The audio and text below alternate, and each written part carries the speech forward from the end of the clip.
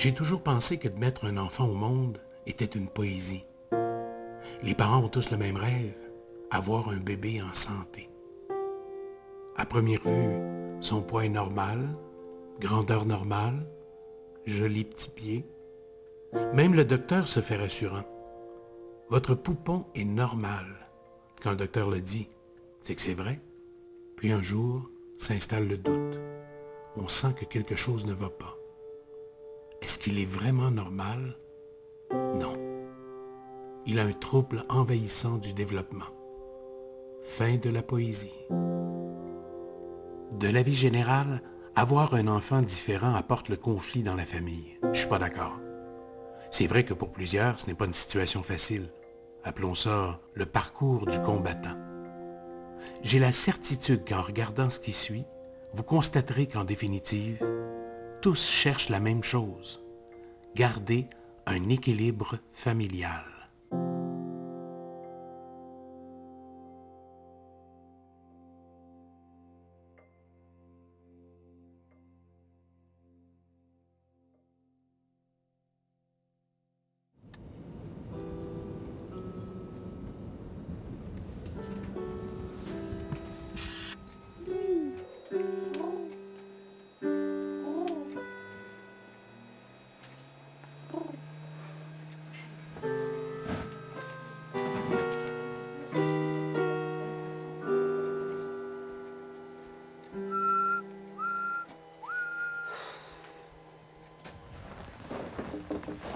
Vivre avec un enfant TED, c'est comme marcher sur un fil qui n'arrête pas de bouger.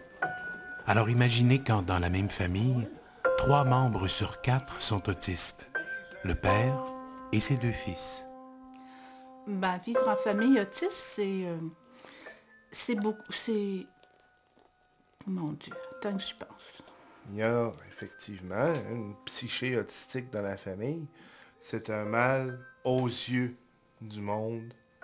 Mais mon foyer, l'harmonie qui règne ici, le bonheur qu'on a à 4 est la preuve que ce n'est pas en soi un malheur.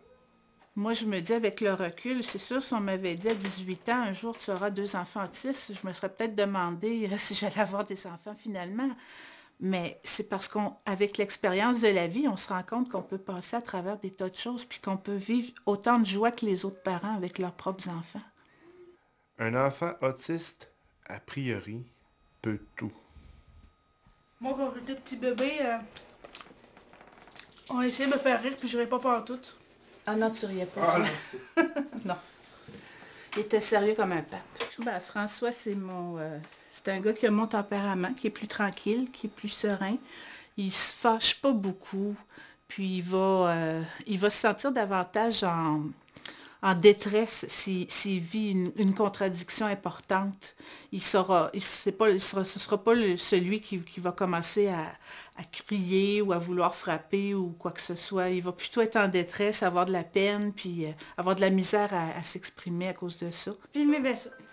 Tandis qu'Olivier, lui, c'est plus le garçon, là, que ça va être la colère noire si on fait quelque chose que ça va vraiment pas, là. Et puis, il va falloir le laisser se calmer tranquille dans son coin. Puis après, là, il va revenir vers nous, puis on s'explique, on fait la paix. En fait, faut que les autres restent... Yeah. Par ailleurs, quand ça va bien, c'est le garçon qui rit tout le temps, qui aime nous faire partager ce qu'il fait aussi. Autant toutes les farces qu'il entend, il faut qu'il nous les raconte. Je fais même un livre avec mes propres jokes. C'est un livre de jokes version originale. Ça s'appelle Gabriel et la pomme de terre. Ouais. C'est l'histoire d'un gars qui rencontre une pomme de terre très vivante. François a commencé à faire du karaté, puis Olivier l'a suivi, je crois, une année plus tard. Puis les deux sont très bons. Ils font des tournois, puis ça va bien. Ils ont quelques médailles et quelques trophées. 7, 6, 6, Salut. Tour normal. T'as de beaux yeux, tu sais. Stéphane, c'est un type qui est d'une créativité, là, ça n'a pas de fin. Il y a des tonnes d'idées, tellement de projets qu'il ne peut pas tous les réaliser. Il faut vraiment... Puis ça le porte à s'éparpiller aussi. Il faut le ramener aux choses qui sont faisables concrètement, puis qui aussi vont garder sa concentration. C'est à qui, là? C'est à toi. C'est à moi? Bon. Non. OK. Non, justement. Non, c'est... Bon, Super Tour, je joue 2 fois. Ouais. Je vais faire mes 2 tours, là. Non, c'est une des caractéristiques des autistes de ne pas pouvoir faire 2 choses à la fois. Veux-tu le faire pour moi, Olivier, s'il vous plaît? OK. Bon.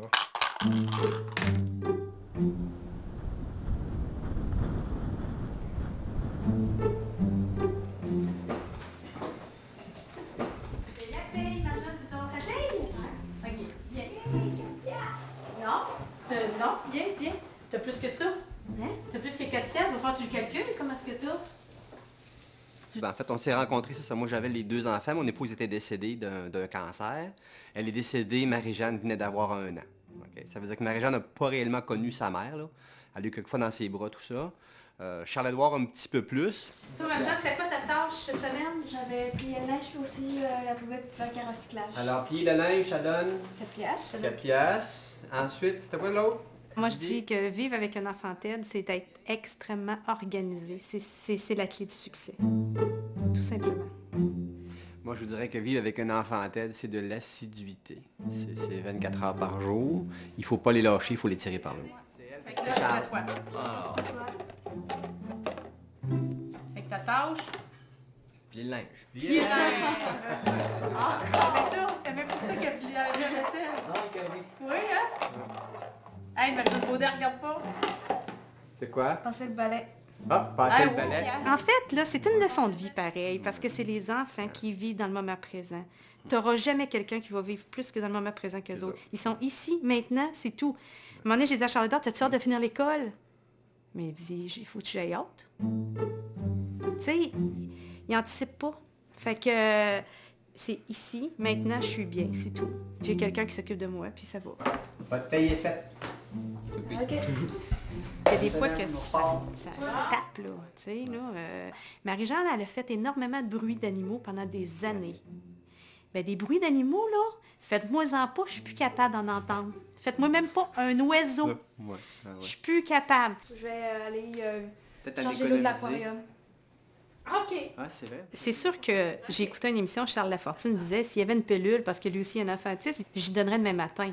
Moi, s'il y avait une pilule, je le donnerais demain matin. Si on pouvait régler ça, c'est sûr que l'idéal, c'est qu'il soit, entre guillemets, comme tout le monde. Mais on fait avec.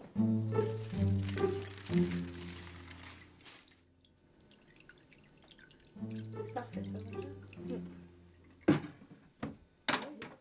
Le petit rouge, c'est un Barbus Race. Je l'ai nommé Nano.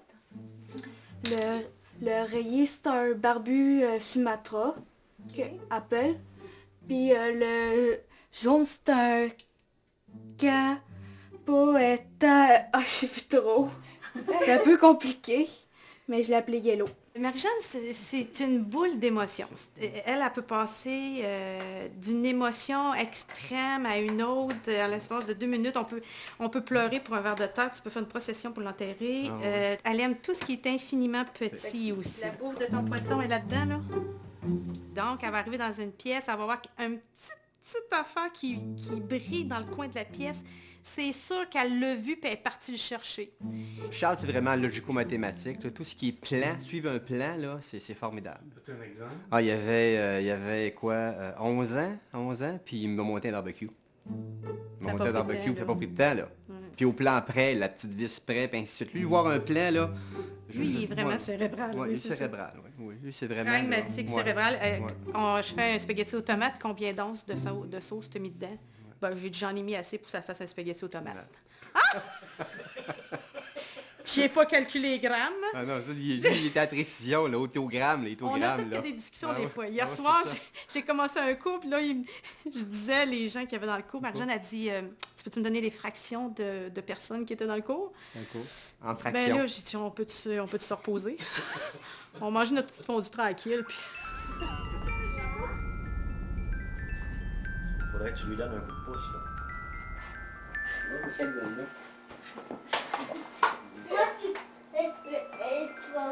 Ben, il est pété ton chapeau. Oh. Est-ce que t'en as un autre? Est-ce que... T'en as quelques-uns, regarde. Est-ce qu'il est brisé? Tu prends une petite collation pendant que on va prendre le café? As-tu des petits biscuits? Oui. Est-ce que vous voulez une collation? Vous devez avoir faim. Est-ce que votre estomac gargouille, vous pourrez prendre ce que vous voulez? Ah oui? Non, je te dis que t'es gentil. Est-ce que vous voulez de ficello? La vie de famille avec un enfant autiste, c'est rempli de défis. Des défis à plein de niveaux. Moi, c'est ce qui me vient en tête. C'est un défi de devoir être parent à travers sa vitesse de développement, sa façon de percevoir le monde autour de lui. C'est comme avec tous les enfants, mais chacun des rôles, chacune des étapes va être version autiste. Je vois ça comme des montagnes russes où il y a des hauts, il y a des bas, mais tu as des défis à tous les jours. Tu sais pas ce qui t'attend. Tu peux m'en ouvrir un? Je vais tenir avec mes dents, moi. Qui est drôle, il est jamais tout le temps dans le négatif. S'il est négatif un peu, des fois, ben c'est pas long, puis il est redevenu normal. Ficello, maman. C'est le fun.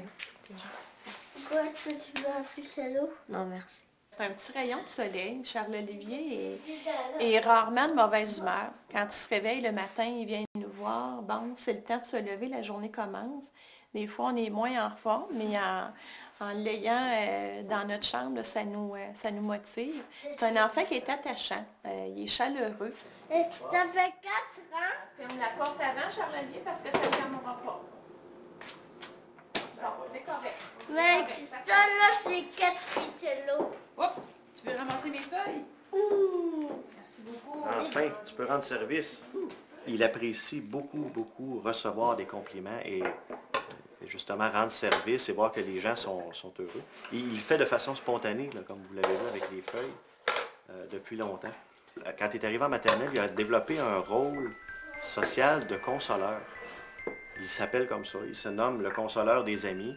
Donc dès que les amis ont une peine ou de la peur ou quoi que ce soit, ben, il va les consoler.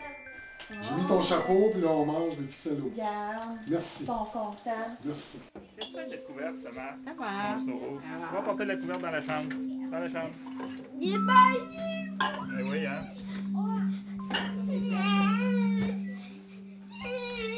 On joue pas à la couverte. La vie de famille avec un enfant autiste, c'est...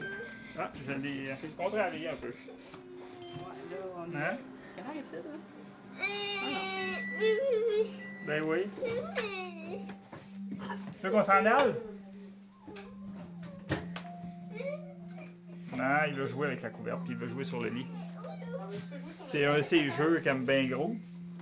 La vie avec un petit frère autiste, ben, c'est vraiment difficile. Des fois, c'est difficile, des fois, c'est facile parce que on sait pas toujours ce qu'il veut, puis on sait pas toujours ce qu'il va faire. Parce que lui, il a sa petite bulle à lui, puis nous, on a notre bulle. Donc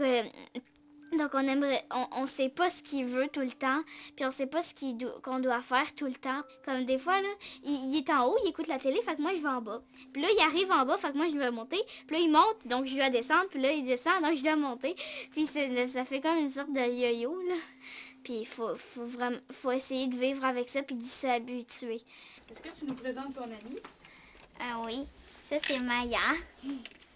Puis on joue souvent ensemble parce qu'elle habite juste à côté. On voit sa maison, leur fenêtre. Sarah, c'est une enfant qui est un peu comme moi, qui est très verbomoteur. Blablabla. Fait qu'elle demande beaucoup d'attention. Mais c'est une autre attention que Thomas. Thomas, c'est un enfant qui est actif, qui bouge beaucoup. C'est un enfant qui a une énergie incroyable, qui est très affectueux, qui... Ça, là, regarde ça, le collage, puis tu sais, le manipuler, puis pincer, puis tout ça, là. Il fait beaucoup ça avec moi. C'est un enfant qui parle pas, qui fait beaucoup de bruit avec sa bouche. Il est très autonome aussi, peut-être même trop, comme bien des autistes. C'est un enfant qui demande une surveillance constante. Hein, mon amour? Salut, l'amour! Salut, l'amour! Oui, mon beau trésor. faire quelque chose avec Thomas autour, c'est super difficile. Faire quelque chose de bien simple, même juste un lavage, ça peut être 3 fois plus long parce que là, tu sais pas, d'un coup, tu l'entends plus, il fait quoi? Regarde, le trampoline qu'il y avait ici, là, il a tout mangé les pattes de caoutchouc. Il lève, là, puis il mange les pattes de caoutchouc. Il y a des moments que je peux faire des affaires, lui, il fait les siennes. Souvent, c'est ça. Mais quand il me le demande, comme là, il me le demande, si je le suis pas, il va tout le temps être après moi, puis jusqu'à temps que je le suis, puis que je fasse des choses avec lui. Fait que des fois, ça peut être bien dur de faire quelque chose là, d'ordinaire. Puis d'autres fois, ben, je peux faire mon ordinaire, puis il n'y a pas de problème. C'est jamais pareil. Cascadeur un peu. T'es pas différent que n'importe quel autre parent avec un enfant qui est... Tu sais, n'importe quel autre parent va te dire, oui, tu sais, avant d'avoir un enfant, tu dis, moi, je ferai jamais ça avec mon enfant, moi, je ferai jamais ça, puis je vais être comme ci, puis je vais être comme ça. La réalité de l'enfant arrive, puis là, tu t'aperçois que finalement, oui, des fois, les mauvais réflexes sortent, puis t'es pas la mère de cailloux, puis que tu fais pas, t'as renversé le sac de farine chez Révion, on va le ramasser ensemble. Non, regarde. Des fois, tu sens dire, Ben, c'est sûr que la vie de famille avec un enfant autiste, c'est différent un peu. Hein? On n'a pas la même réalité que les autres familles. C'est rien de simple. C'est dur à expliquer parce qu'il est quand même... On sait qu'il est bien intelligent à sa façon. Il a façon de jouer des tours puis de déjouer les barreurs. on voit qu'il y a de l'imagination puis que façon de... Fait que pas sûr que ce soit si déficient que ça. C'est surtout son autisme qui embarque et qui est différent. Qu'est-ce que tu veux, toi, Tom? On dit que l'autisme apparaît généralement durant les 3 premières années de la vie. Curieusement, les signes sont à peine perceptibles. Ben, je pense que même les gens autour de nous s'en rendraient plus compte que nous. Toi aussi, tu t'en aperçois un peu, mais tu veux pas le voir. Puis quand tu es toujours avec, tu t'en rends moins compte, tu évolues à sa façon. Ma mère m'a dit, communique pas cet enfant-là. Moi, j'avais répondu, communique. Moi, à mon sens, tu communiquais avec moi parce que j'anticipais ses besoins et tout ça. Salut. Qu'est-ce que tu veux?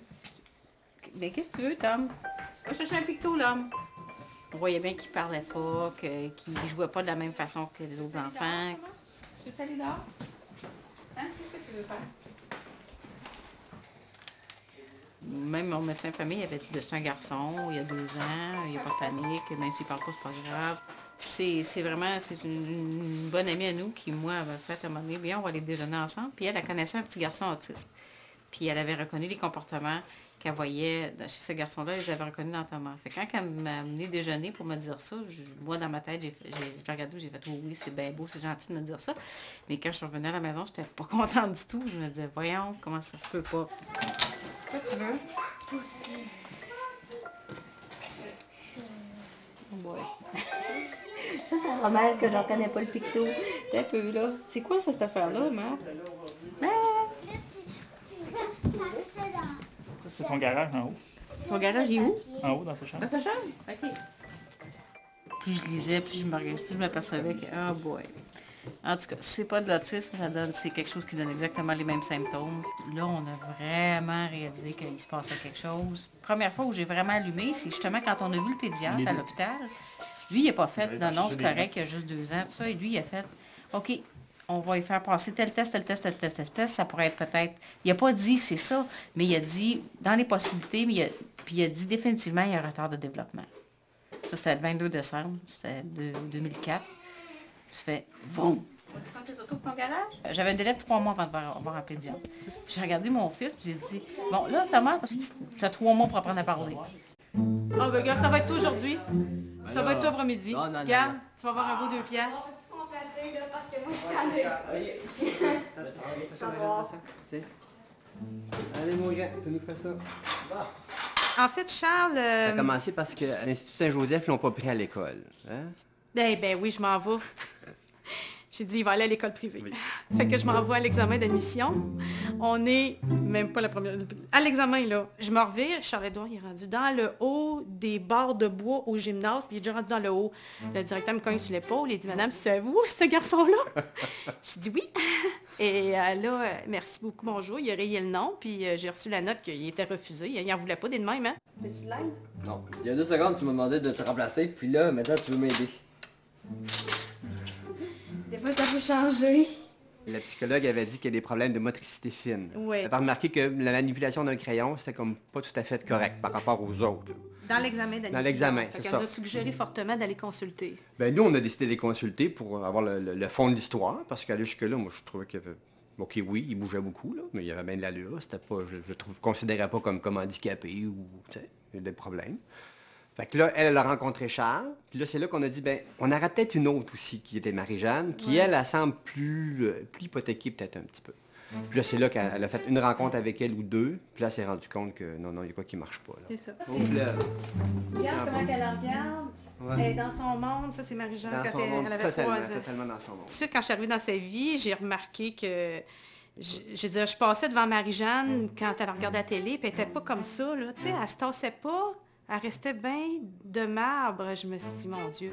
À 3 ans, des fois, il y a des petits livres d'apprentissage, tu es capable de faire des traits, puis 0, 0, 0, là. Puis là, à un moment donné, ses grands-parents, les parents de sa mère, sont venus. Puis là, j'ai dit, Marie-Jeanne, c'est qui, lui? En montrant son grand-père, j'ai dit, comment il s'appelle? Elle le regarde, elle dit, un éléphant. Fait que là, je me suis dit, non, là, ça se peut pas. Mais il fallait que je lui en parle. Alors, j'ai mis mes gants blancs jusque-là parce que, tu sais, se faire dire que ses enfants sont pas corrects, c'est pas évident. Mais au lieu Pour un nouveau couple. Pour un nouveau couple, en plus. Là, je me disais, OK, je vais avoir mon bleu. Au départ, l'infirmière nous posait des questions, puis bon, il faisait pas toujours ce qu'il aurait dû, mais au départ, on se dit, ben, il est peut-être un peu lent. Quand il a commencé à être assis, il tombait toujours sur le dos. Il n'avait pas le réflexe de se garder ou d'essayer de se pencher plus en avant. Rendu à 1 an, il se tenait pas assis encore. Avec François, ça a été différent. Lui, il avait davantage des difficultés au niveau de son comportement, dans le sens où c'était comme inapproprié ou excentrique. À 5 ans, 6 ans, il faisait des choses que normalement, c'est un enfant de 3 ans qui ferait. Par exemple, une des choses qui était difficile, c'est son extrême lenteur. Si on lui disait vite, dépêche-toi, il faut aller à l'école, ça bougeait pas, là. Puis c'était comme ça partout. À l'école, c'est pareil, les professeurs s'en plaignaient. S'il fallait qu'il ait besoin d'aiguiser son crayon, là, il y en avait pour 5 minutes avant d'être retourné à son bureau. Quand Stéphane a commencé à me dire « il est peut-être autiste », je disais « es-tu fou? Voyons donc, il n'est pas en tout comme Olivier, puis tu lis trop d'affaires, tu es en train de te faire laver le cerveau, n'importe quoi, je voulais rien savoir de ça. » Toi, Stéphane? J'étais encore prof de philo dans ce temps-là. J'ai toujours été perçu comme un gars avec qui c'est difficile de travailler. Puis je me reconnaissais à travers François parce que la lenteur que lui vient de décrire, ben moi je me rappelle quand j'étais petit, des ostinations que j'avais avec ma mère. Pour une personne comme moi ou comme François ou même comme Olivier, quand t'as pas de comparaison, je veux dire, t'es normal. Fais-tu le comédien triste? Qui fait un saut. Tu peux faire aussi le nain de jardin. Il a eu peur. Qui trouve ça dégoûtant. Comme le pet des pété. À 2 ans, on s'est rendu compte qu'il ne parlait pas du tout. Puis notre médecin de famille nous disait, ben Louise, tu t'inquiètes pour rien, attends, ça va débloquer, mais ça ne débloquait pas. Il a commencé à parler à 3 ans. Le diagnostic final, en tout cas le dernier qu'on a, s'il n'y en a pas d'autres, celui qu'on a eu quand il avait 5 ans et demi, le diagnostic officiel, était précédé de nombreux autres diagnostics ou impressions diagnostiques. Donc, à chaque fois, c'était des petits deuils. Bon, à 2 ans, là, on soupçonnait une problématique de langage. C'était décourageant parce que l'orthophoniste semblait aller vers ça. À 3 ans, il y a eu la neuropédiatre qui a rapidement parlé d'un déficit d'attention, qui a parlé d'une dyspraxie, qui a confirmé la problématique langagière. Mais là, Bien, à chaque fois, c'était des On petits rajoutait toujours deuils. des choses à chaque fois, puis il y avait toujours le côté physique. Charles-Olivier a fait des convulsions fébriles, on est parti en ambulance à l'hôpital. Il a fait à 2 semaines, il a été à l'hôpital parce qu'il ne respirait pas bien. On a toujours eu une inquiétude physique, puis moi, j'avais comme mis de côté le restant. Je me disais, ben, je focus là-dessus, mais comme tu dis, il s'ajoutait toujours un petit quelque chose, une malformation à la hanche qui a été découverte, une malformation de l'œil. Donc, moi, je mettais un peu de côté le restant parce que c'était trop. Moi, j'ai fait une coupure à un moment donné.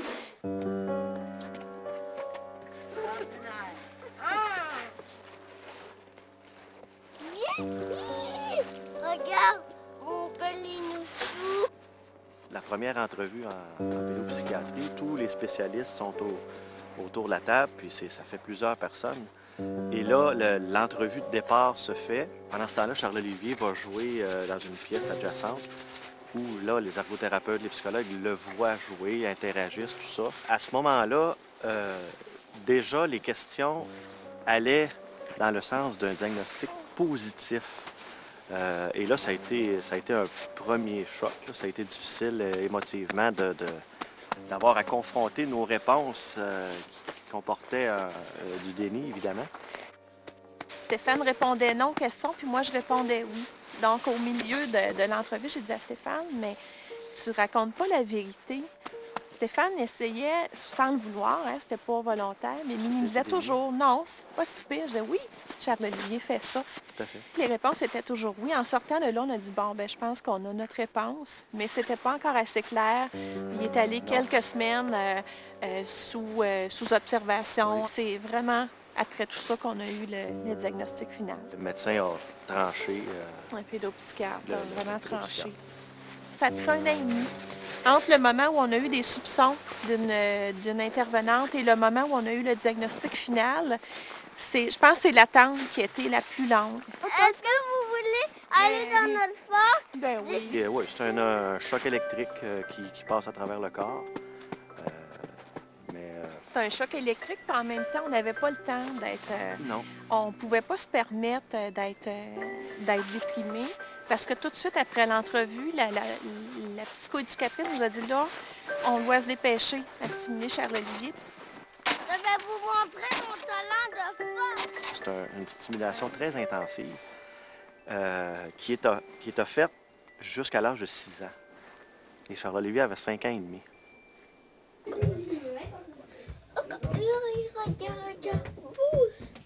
Au moment du diagnostic, on n'est pas tombé en bas de notre chaise. C'était juste la confirmation de... On se doutait de... Là. On aurait juste voulu qu'ils nous disent « Non, c'est pas ça, va être dans 1 semaine, ça va être parti. » Salut, Carlo! Fiche le camp. Salut, Patrick! Sur le coup, ça a été un gros choc. Là. Ça a été vraiment là, le choc de l'adrénaline. Tu sais qu'on sent quand on a une grosse mauvaise nouvelle. Fait que du coup, il dit, mes 2 gars, qui ont 2 formes d'autisme très différents, très distincts, ben, j'ai dit, c'est moi qui ai transmis ça à mes gars. Alors, à partir de là, oui, c'est sûr, c'est décevant, c'est triste, on aimerait mieux que ça n'arrive pas, mais on serre les dents puis on avance. Si on m'avait dit ça à mon fils, qui a 20 ans, là, qui avait 10 ans dans le temps, si on m'avait dit ça, moi, j'aurais eu toute la peine du monde entier. Ça m'aurait probablement paralysé pour les aider. J'aurais essayé de les couvrir au lieu de les aider. Moi, ma philosophie, c'est garde, ils sont au monde, ils appartiennent à la vie, je vais tout faire pour les aider, mais ils sont comme ils sont, là. Je veux dire, on peut pas retourner ça à la shop et dire j'ai vu autrement, là. 1, 3, 2, 2, puis 3, 1, c'est ça? Non, il y a 1, 0 aussi. Il y a 0. Ouais, il y a 1, 3, 2, 2, 2, 1, puis 1, 0. Ça, c'est vraiment trop longtemps qu'on a fait jouer. Ça, c'est l'une des meilleures tricheries. Ouais. Comme ustensile, Après le choc annonce diagnostic, tout ça, comment s'est passée l'annonce à la famille, au reste du cercle familial qui vous entoure? Ça s'est-tu bien passé? Ben, je dirais, en général, oui. Parce que, encore là, il était préparé, il connaissait déjà la situation pour Olivier.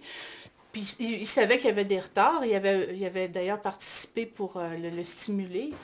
Puis il y avait de l'incrédulité naturellement parce que tout le monde avait la vision de l'autisme inaccessible qui ne tolère pas le contact. Quand il s'agit de François, par contre, il y a eu beaucoup, beaucoup d'incrédulité parce qu'ils ont l'air, entre guillemets, normaux. Ils ont l'air d'être comme tout le monde. Alors ça, c'était beaucoup plus difficile à avaler. Puis il y en a peut-être qui ne croient toujours pas, je ne sais pas. La famille, ils ne croient pas ça? Ben, en fait, ma famille à moi, ils y croient. Ouais, plus. Ouais. Parce que moi, je leur en parle. Ouais. Puis ils ont vu l'énergie que je mettais là-dedans, mais la sienne... On est chanceux, nous autres, on n'a pas eu de réaction négative de la part des proches ou des voisins. Ou... Je sais qu'il y a des gens qui ont ces réactions-là de leurs proches. Mais c'est parce que tu le gardes trop, ou il faudrait que tu l'élèves mieux. Ça. Nous autres, on n'a pas vraiment eu ça. Hein? Non, pas vraiment, on a eu... Ouais, c'est ça, faisons ça. Faut qu'on montre qu'on a une vie de couple, finalement. Ça réagit mal autour. D'après vous, je fais quoi avec ça? Il y a un niveau d'acceptation et de je m'en foutisme qui s'installe par rapport aux autres, au regard des autres, parce que t'as pas le choix, là. S'ils te font une bévue, là, ils te la font, la niaiserie. J'étais déjà arrivée à l'école où est-ce qu'il y a une mère qui a dit, Charles-Édouard, il avait fait une niaiserie, là, puis elle a dit, en tout cas, elle dit, le mien, il ferait pas ça. Puis je m'étais revirée vers la dame, j'avais dit, madame, vous savez, dans la vie, on fait ce qu'on peut avec ce qu'on a, là. Hein? Fait que je vous souhaite une bonne journée. Puis je suis partie. Moi, ça m'est arrivé une fois à la clinique, une madame qui m'a dit, ben là, fais-la asseoir, parce que moi, ça me stresse parce qu'il courait partout. Fait que là, à un moment donné, j'ai dit, regardez, il est autiste, là, fait que si vous voulez le faire asseoir, allez-y. Ça, c'est une chose qu'on vit dans les premiers temps, puis qu'on peut peut-être même vivre plus longtemps. Puis je pense que des parents qui apprennent un diagnostic, il faut qu'ils se préparent à ça. Parce que c'est justement, si tu le regardes comme ça, il n'est pas en chaise roulante, là.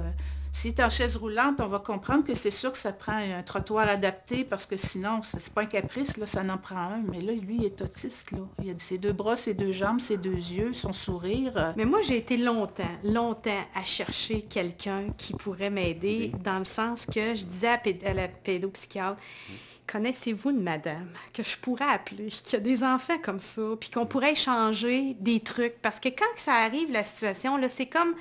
Moi, je me disais, OK, qu'est-ce que je fais avec ça, là? Qu'est-ce que je vais faire? Puis, j'aurais aimé ça avoir quelqu'un pour, des fois, me donner, hey, je l'ai déjà essayé, ce truc-là, si je te dis ça marche, essaye-le.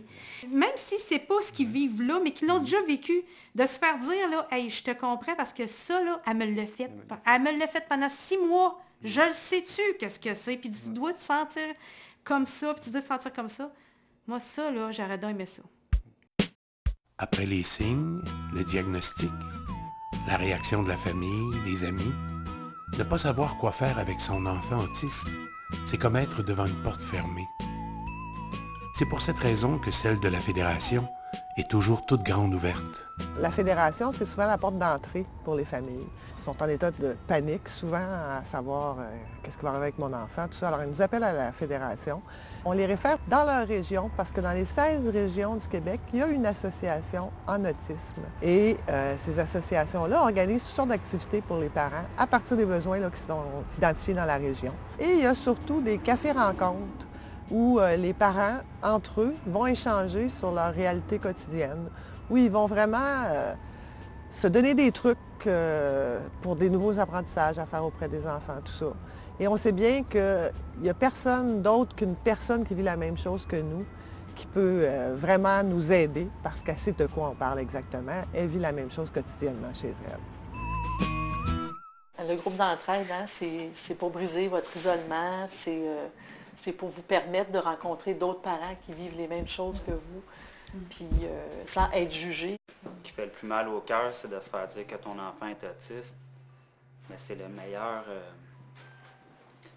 service, quasiment, de le savoir, parce qu'après ça, tu vas chercher l'aide, puis ça permet de comprendre, puis de l'aider. Puis évidemment, on vient ici pour ça, parce que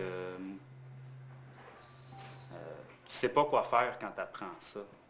Tu te fais garocher de tous les bords, tu te fais dire plein d'affaires, tu es sur les listes d'attente. Quand tu arrives à l'hôpital, tout ça, on te dit on va vous envoyer un papier par la poste et on va vous recontacter dans environ 1 an, ce que j'avais eu beaucoup de misère à accepter. Puis partout où j'appelais au CLSC, tout ça, c'était toujours les mêmes réponses, on peut pas rien faire tant qu'on ne sait pas. La première place que j'ai appelée, c'était un groupe d'entraide comme ça pour les autistes, mais à Montréal. Puis la dame m'avait parlé pendant comme 1 heure au téléphone, là, vraiment, pour m'expliquer en gros, l'autisme, c'est quoi? Parce que moi, l'image que j'avais dans ma tête, c'est vraiment ce qu'on voit dans les films, là. Un petit garçon qui se tape la tête sur les murs ou qui fait flipper des trucs. En ce moment, disons que je me sens un peu tourmentée dans tout ça.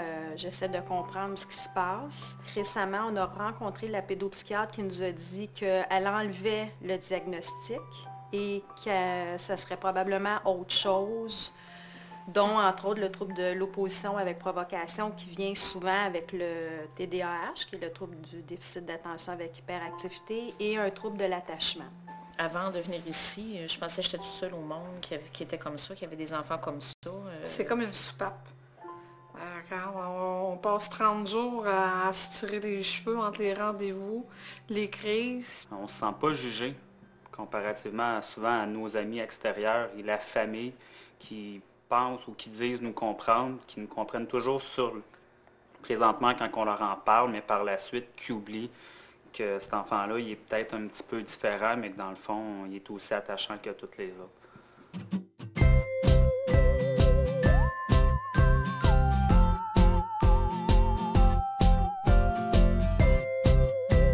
Alors, voici mon bordel à moi. Ici, c'est mon lit, tout en désordre, finalement. Ici, c'est mon somptueux bureau, tout libre, avec sa propre réserve de bordel. Ici, c'est les règles de la maison. Ça fait très longtemps qu'ils sont là. Il y en a 18, mais il y en a qui veulent plus grand-chose. Donc, c'est ça, c'est ma chambre. L'ordre, le ménage dans une famille, c'est pas quelque chose de normal. Moi, par exemple, je vais arriver, je vais dire, bon, où c'est que je mets ça, je sais pas où le mettre, je vais le mettre là. Puis sans être insalubre, je pense que c'est de laisser une certaine souplesse aussi à l'ordre, là. Si quelqu'un arrivait puis qui faisait du ménage dans ma maison pendant que je suis pas là, ben je capote parce que là, je trouve plus mes papiers, je trouve plus mes feuilles, j'ai perdu mon cadre de référence. C'est pas ici, là, l'exemple type de la maison dépouillée, là. C'est correct. Pas grave, ça. Moi, je suis pas capable de vivre, premièrement, dans le bordel. Ici, vous voyez, il n'y a pas de jouets à terre. Ils ont leur monde dans le boudoir. J'appelle ça la zone sinistrée. Ça, on ferme la porte, ils peuvent faire ce qu'ils veulent là-dedans. Je suis sûre qu'il y a des découvertes. Hein? Ça se peut-tu? Il y a toujours quelque chose de pogné en dessous. Le miroir, on va-tu le laisser là? Oui, laisse-le là, c'est pas grave, passe à côté. Parce que là, à un moment donné, il faudrait bien qu'on fasse quelque chose avec. Oui, ça c'est sûr, un de ces jours. Si je les avais laissés faire dans la maison, là, la maison serait sans dessus dessous. C'est pas différent des autres enfants, là, ce que tu me dis là. Oui. En fait, C'est l'écureuil, eux autres. Oui, c'est ça. Marie-Jeanne, c'est un écureuil. Elle transporte tout partout, là. Elle peut te vider le sous-sol, puis te monter ça au deuxième, puis après ça, elle vide le deuxième, elle le ramène au premier. Elle transporte les choses dans la maison d'une façon incroyable.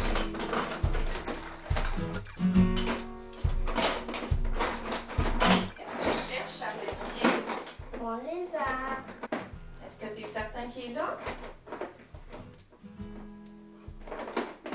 Charlot, il cherche toujours un bonhomme. Il y a beaucoup de bonhommes, de figurines.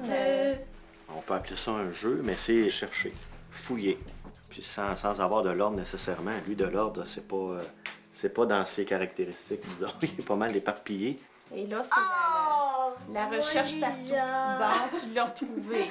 Ici, c'est la chambre à mon petit frère. C'est pas mal en désordre parce qu'il fait pas mal de désordre. Il y a son lit qui est là, puis il dort, mais comme genre de même, là, avec ses toutous. Puis là, des fois, quand on le couche, il se remet comme ça, puis là, il défait tout son lit, là. Puis il pitche ses oreillers partout. Qu'est-ce qui nous dirait qu'il y a un enfant autiste dans la maison? Le petit bonhomme. La porte? Poignée de sécurité sur la porte parce que Thomas, il peut sortir. Ouais, regarde, ça, c'est assez compliqué à ouvrir.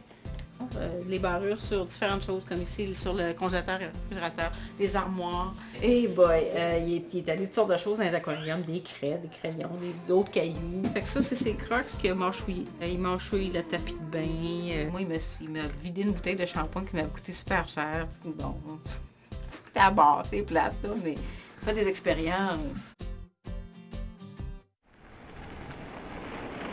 Bon, Olivier, tu pourrais aller faire ta pratique de piano? Olivier, veux-tu pratiquer ton piano, s'il vous plaît? Olivier Baron? Piano? Tous les enfants que j'ai rencontrés ici qui ont des notions de piano, j'ai testé leur oreille, parce que j'étais un vieux prof de violon, là. J'ai enseigné le violon pendant 25 ans. Puis à date, j'ai pas trouvé aucun autiste qui n'avait pas l'oreille absolue. Aucun. Pas à date. Ça veut pas dire que j'en trouverai jamais, là. Je veux dire, est-ce que vous pensez des fois à leur futur, leur vie, leur quotidien?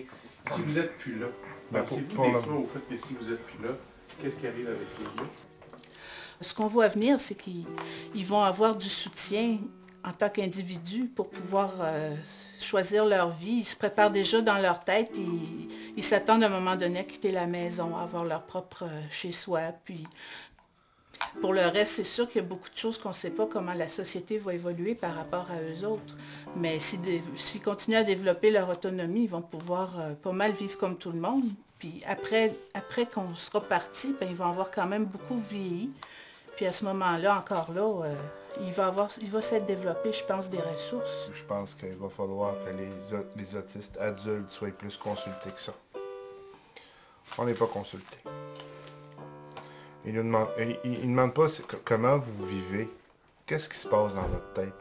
On a des parents épuisés, on a des parents fatigués qui sont déçus d'abord du fait de savoir qu'ils ont des enfants autistes, alors qu'on se rend compte que dans notre famille, ça va bien. Toi et quatre ensemble, on a du fun. C'est sûr qu'on a appris, c'est sûr, mais on est parti du même point que tout le monde. Déception, choc, tristesse, épuisement, bon, etc. Oui, on est dans le même monde que tout le monde. Mais on fait-tu quelque chose à cette heure? On développe-tu quelque chose qui va dans le sens du psychique de ces jeunes-là pour les amener à devenir des adultes autonomes? Imagine un monde où on dit, garde, il fonctionne de même.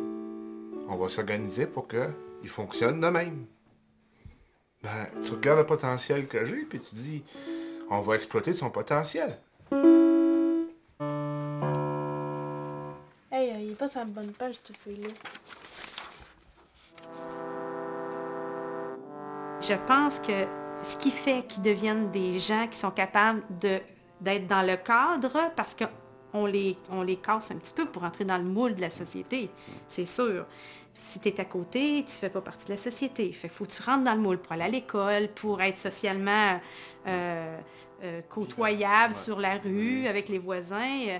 Marie-Jeanne, à un moment donné, la petite voisine, elle arrive, Marie-Jeanne la regarde, elle dit « Non, je la déteste.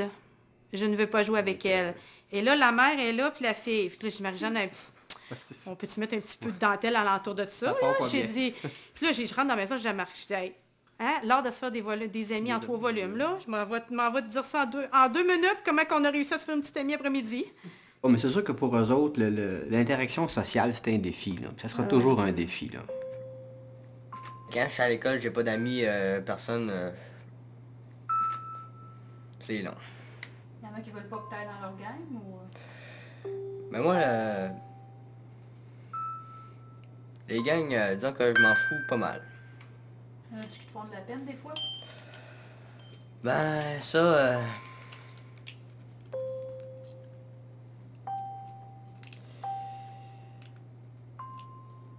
La fois disons qu'il y en a que des fois, ils m'énervent pas mal, là. Il y en a de grave au point que j'aille le dire à la direction de tout, là. Comment les deux ensemble cohabitent? Comment ces deux Oh, mais écoute, eux autres, là, c'est la renfoire, hein, parce qu'ils sont le même niveau de maturité. Okay.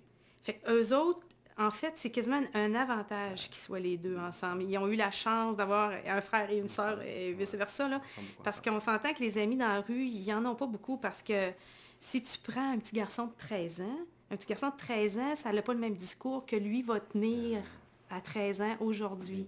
Puis Marie-Jeanne, elle n'a pas non plus la maturité. Donc, c'est 2 enfants qui ont un retard de maturité, qui sont ensemble. Fait qu'eux autres, ils se comprennent, hein? Très bien, là. Moi, le futur, ça me fait pas peur dans le sens que s'ils sont pas capables, ce que je ne crois pas, je crois qu'ils vont être capables d'avoir leur vie à eux. Par contre, ça va être particulier peut-être un peu. Charles-Édouard va peut-être rester dans la même maison pendant 50 ans. Il va aller à l'épicerie à tous les jeudis soirs, puis il va avoir sa paye à tous les vendredis, puis il va savoir dans son compte de banque à la scène près comment qu'il... Ça, c'est sûr, il va être de même. Mais il est capable d'avoir sa vie, parce que je vais l'organiser pour qu'il ait sa vie. Et s'il n'est pas capable de l'avoir toute seule, ben on leur achètera un jumelé, puis ils resteront chacun de leur bord, puis le plus vieux gérera le jumelé. Je ne sais pas qu'est-ce qui se passera, mais ils vont avoir leur vie, ça c'est sûr et certain. Tu me niaises toujours. Le cœur en disant n'importe quoi. Parce que tu l'aimes, dans le fond. Ben, c'est ça, là.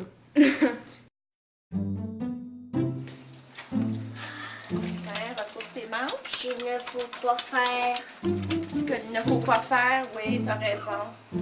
T'as mis ta belle toque? Oui. Elle est mouillée ta main. Mais c'est certain, je l'ai lavée, Charles-Olivier, ma main. C'est certain qu'elle est mouillée. Bon.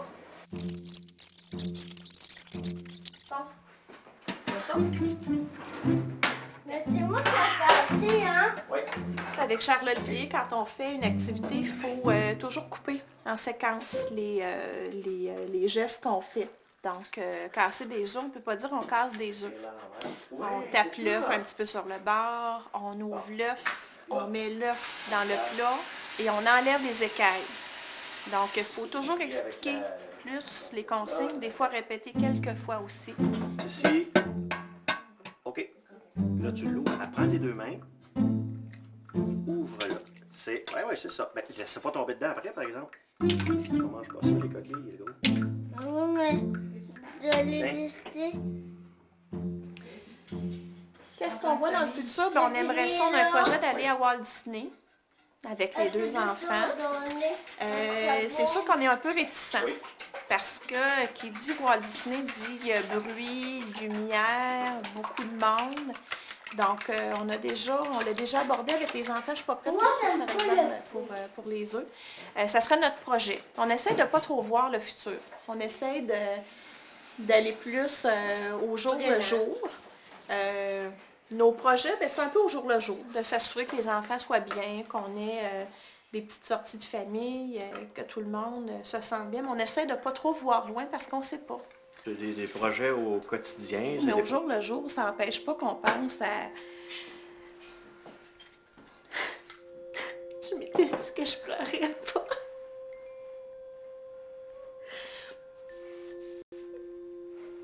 Quand on pense à plus tard, c'est sûr que nous, on ne sera pas là toujours. Mais quelqu'un prendra. Quelqu'un prendra, je m'excuse. Oui. Ben, c'est l'autonomie pour plus tard aussi. Là. Quand je pense surtout à l'aspect autonomie, puis à la capacité de se défendre lui-même, se défendre, je ne parle pas physiquement, mais d'affronter les écueils qu'il peut avoir au quotidien. On est capable d'exprimer son besoin, d'être capable de se sortir du pétrin si jamais il y a un problème. Alors ça, c'est un mélange d'anxiété puis de peine quand ça arrive. Puis Hugo nous a déjà dit, je vais m'en occuper quand il va être plus vieux, Charles-Olivier. Mais j'ai dit, toi aussi, tu auras ta vie à vivre. Mais ça nous inquiète, mais en même temps, je reviens au cérébral pour être certain de ne pas avoir une émotion trop intense. Je crois en ce qu'il est capable de faire, je crois en son développement. J'essaie de reporter la vitesse de développement qu'il a vécu dans les dernières années, puis de la reporter sur plusieurs années qui s'en viennent. Ça a bien des chances de bien fonctionner. On veut qu'il soit heureux. On veut qu'il puisse avoir une vie équilibrée, avoir des amis. Il nous dit souvent qu'il va avoir des enfants, mais que c'est sa conjointe qui va choisir le nombre d'enfants. C'est pas lui qui va choisir ça. Puis que quand elle va partir magasiner, qu'il va s'en occuper, qu'il va donner le biberon. Donc, il se projette plus que nous, on le projette, je pense, dans l'avenir.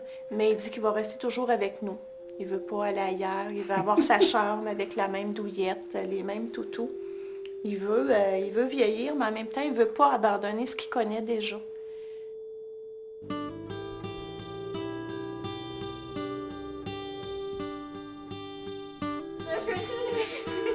Mon petit frère, il peinture la peinture.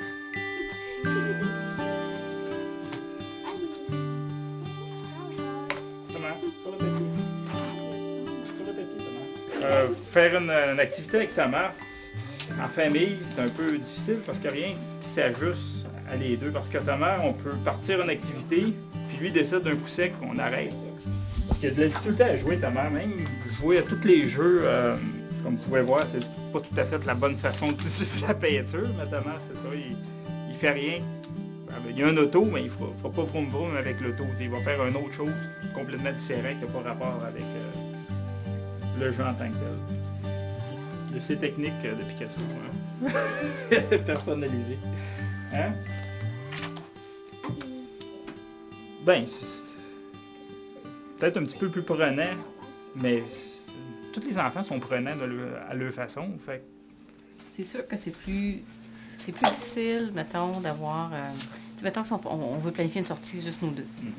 C'est plus difficile d'avoir une gardienne, c'est plus compliqué. C'est plus difficile d'avoir des moments juste à nous deux. Fait. Oui, l'amour. Qu'est-ce que tu veux? Il faut s'adapter, là.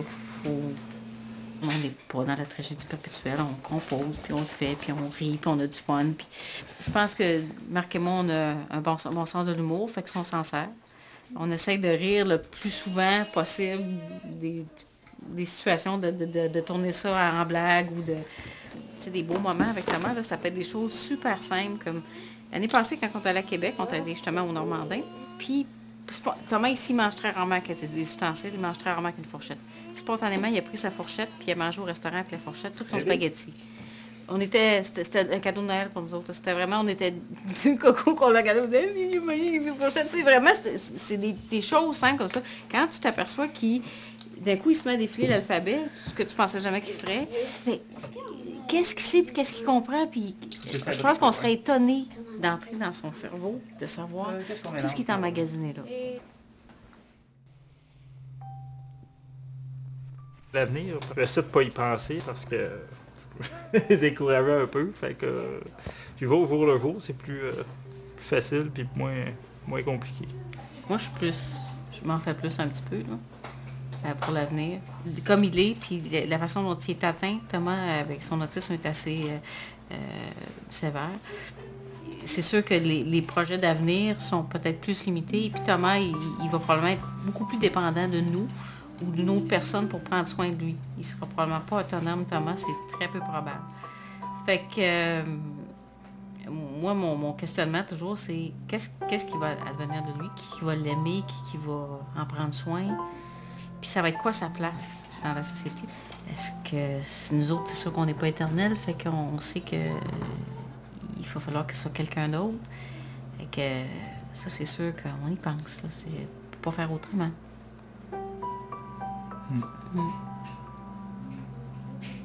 C'est Sarah aussi? Oui. C'est pour elle que ça revient la tâche. C'est ça.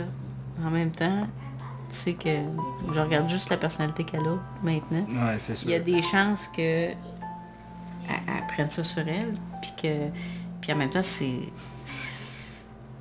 que ça devrait devenir sa charge à elle? Pas nécessairement. Puis qu'elle n'aura pas la même vie adulte que si elle avait un frère dit normal. Ça, c'est sûr aussi. En même temps, il ne faut pas que ça la bloque dans ce qu'elle veut faire ou ce qu'elle va vouloir accomplir, mais en même temps, est-ce que ça...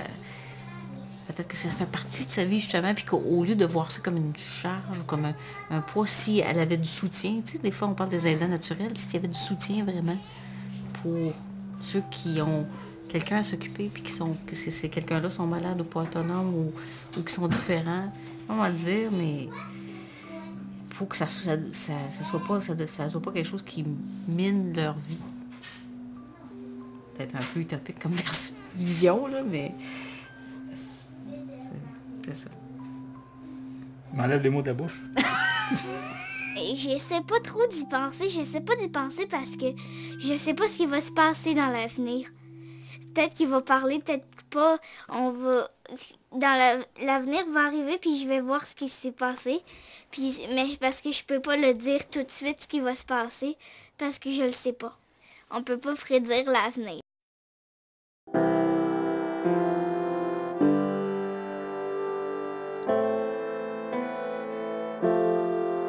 J'ai toujours pensé que de mettre un enfant au monde était une poésie. Finalement, quand je regarde les Blackburn, les Baudet, les Vaillancourt et les Clément, je me dis, mettre un enfant au monde, c'est beaucoup plus que de la poésie.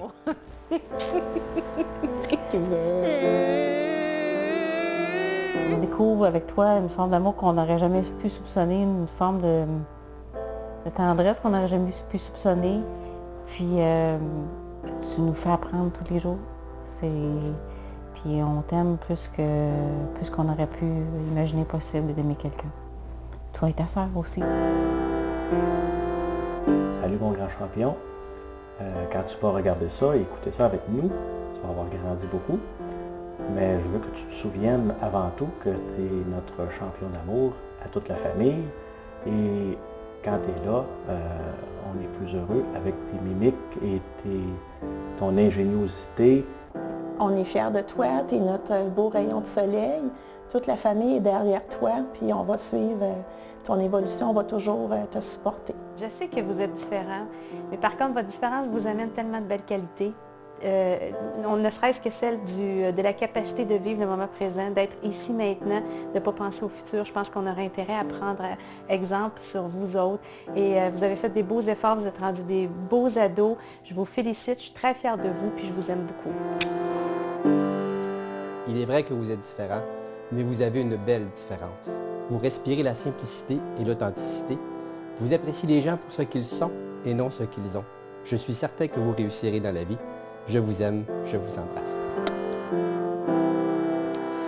À Olivier et à François, ce que je dirais, c'est que je les adore. Je suis extrêmement fière de vous autres, les garçons. Vous faites des beaux efforts toujours pour apprendre plus, pour développer vos talents, pour toujours améliorer votre personnalité. Je suis vraiment, vraiment fière d'être votre maman. Puis je vais être toujours là pour vous chaque fois que vous aurez besoin. Je regarde les deux fils que j'ai, je regarde les choses que vous réalisez, je regarde la confiance que j'ai en vous, la fierté que vous m'inspirez. Et si on me disait, Stéphane, tu peux recommencer à être papa de 2 autres enfants, aimerais-tu mieux que ce soit d'autres enfants qui ne sont pas autistes? Ou reprendre ceux que tu as déjà, je reprendrai tout de suite ceux que j'ai déjà. Parce que j'atteins avec vous autres un niveau de fierté et de bonheur comme papa que j'imagine mal autrement. Je suis fier de vous autres.